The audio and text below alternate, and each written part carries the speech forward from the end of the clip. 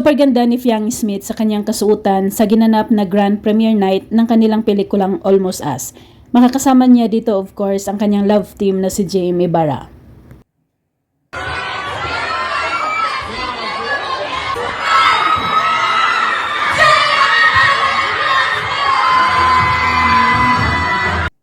Sa kanilang paglalakad sa red carpet entrance, napahinto muna ang dalawa para sa kanilang pictorial at paghahanda para sa kanilang interview patungkol sa kanilang pelikula.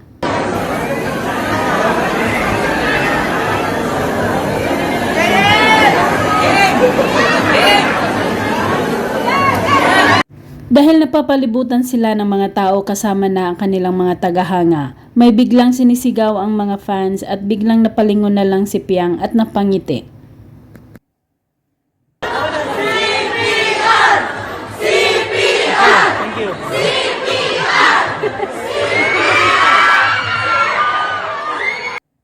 Kasama ni Fiang at JM ang iba pang cast ng naturang pelikula at nandoon din syempre ang kanilang director sa stage pagkatapos ng kanilang interview. Baka sa mukha ni Fiang at JM ang excitement at saya. The perfect cancer just doesn't you and the first time Salvado ngayon, but it's so good. Okay, you tapos in your scene, Agaw pansin din ang pagdating ng ama ni Fiang na naglalakad mag-isa sa red carpet para suportahan ang anak. Ang ama ni Fiang ay lumipad pa mula Hong Kong para makarating sa grand premiere night.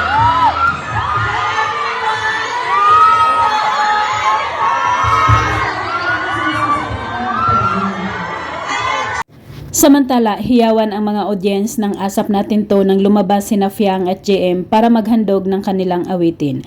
Habang naglalakad, hawak-hawak ni Fiang ang braso ni JM habang kumakanta ang binata.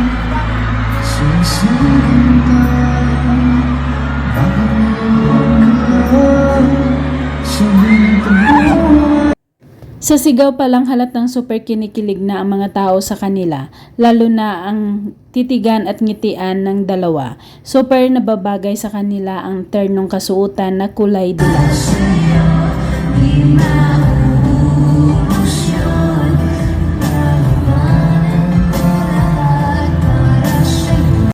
Super lambing talaga ni Fiang kay JM dahil siya pa mismo ang naglagay ng kanyang mga kamay sa balikat ni JM at napangitin na lang ang binata lalo na nung medyo nilapit ni Fiang ang kanyang mukha sa mukha ng binata.